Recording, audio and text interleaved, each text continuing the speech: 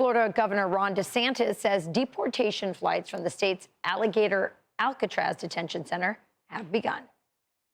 One of the reasons why this was a sensible spot is because you have this runway that's right here. You don't have to drive them an hour to an airport. You go a couple thousand feet and they can be on a plane and out of here.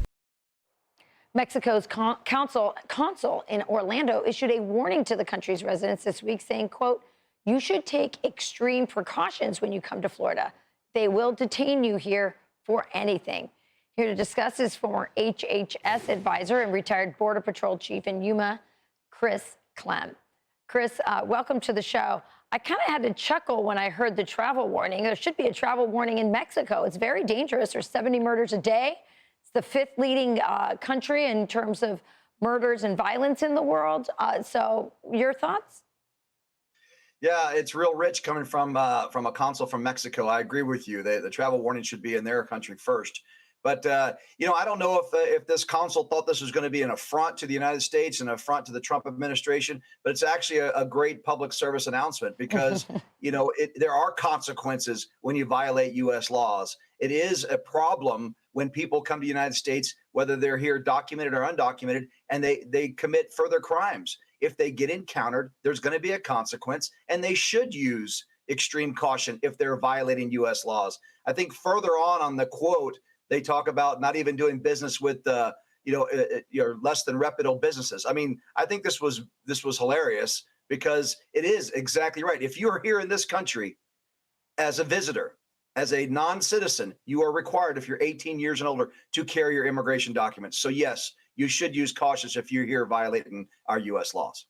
So here is a chart that we put together of just how incredibly advanced the Trump administration has been in these immigration numbers. Look at how many they've encountered and deported and apprehended.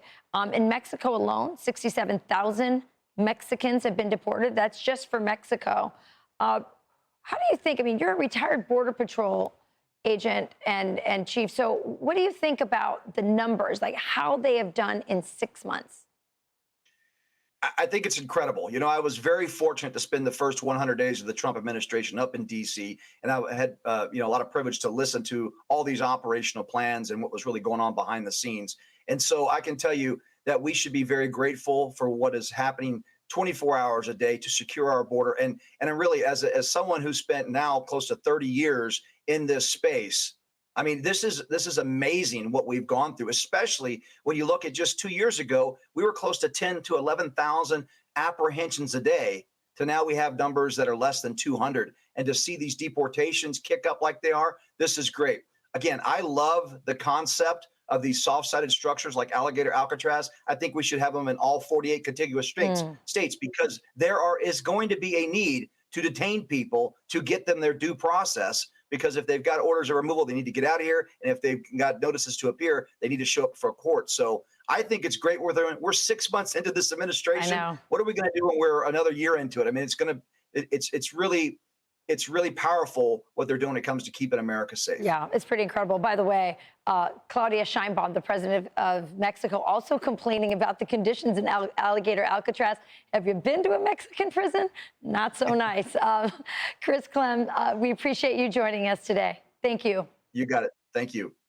I'm Steve Doocy. I'm Brian Kilmeade. And I'm Ainsley Earhart. And click here to subscribe to the Fox News YouTube page to catch our hottest interviews and most compelling analysis.